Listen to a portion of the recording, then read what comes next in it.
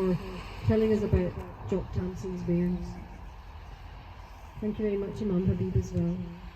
I'd now like to welcome up one of our first young speakers for the day, Safa Shaukat. She will be telling you about who were Force K6. Safa is from the Urban Youth Project and is a youth coordinator working for them.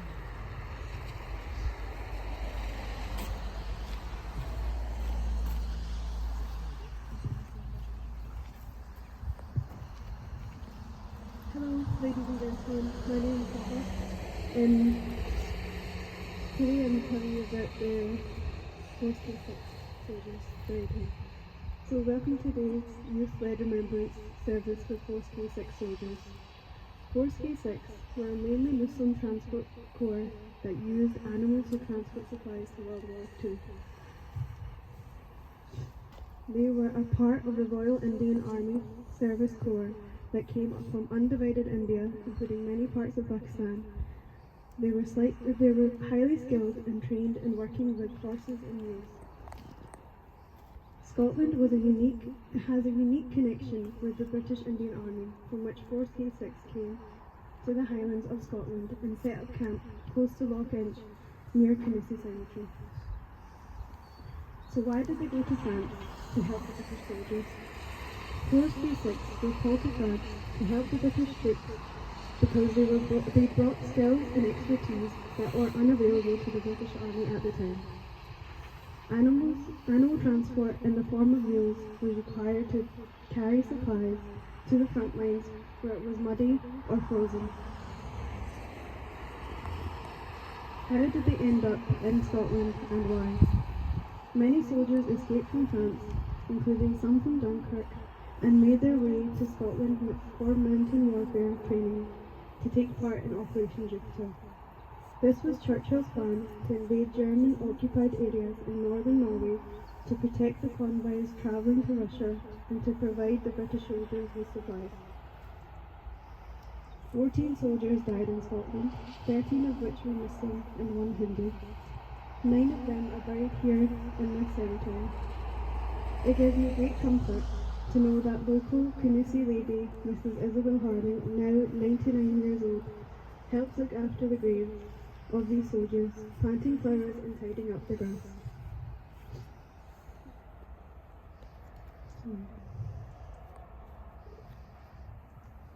So why is it important for young people of all backgrounds to remember these soldiers? It is important for my generation, regardless of their background, to know of this history and the sacrifice of 4 million South Asian soldiers, as it's something not taught in schools. Knowing that multi-faith British Indian Army fought for Britain during World War II and World War I highlights that we have a shared past and shared history to which my ancestors contributed and sacrificed their lives. Knowing this can help young South Asians with their sense of belonging and identity within British history. So my plea to everyone here is to share this history and to create awareness of the huge sacrifice the British Indian Army made. Thank you everyone for listening. Brilliant, well done. Thank you very much, Safa. That was very touching, very moving. I'd now like to invite our next young speaker, Yusuf Razak, who is a Colourful Heritage volunteer. He will talk to you about the special connection of Force K6 and Scotland. Yusuf?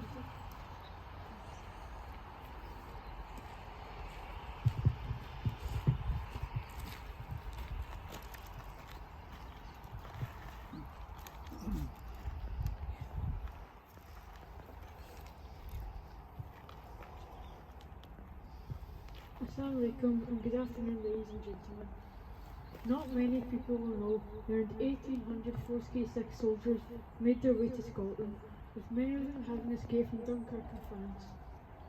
They came and stayed in Loch Inch, which is a place that I recently visited very close to here. They were eventually stationed in areas such as Lairg, Golspie, Ballater, and many other areas in the Highlands. They formed a special connection with the locals wherever they went, making friends. There are many people around today who are starting out very friendly. Many of the Force K6 soldiers would help out on the local forums would be invited to the homes of locals for tea. The soldiers would also share their chapatis, flatbread, and their curries with the locals, especially the children. Last year, when I visited Laird, I saw a tin church that was used as a makeshift mosque by the soldiers. I also met a lady who shared that when she was a little girl, one of the soldiers picked her up on his shoulders one day after school and brought her home because there was torrential rain, so she wouldn't get wet or muddy.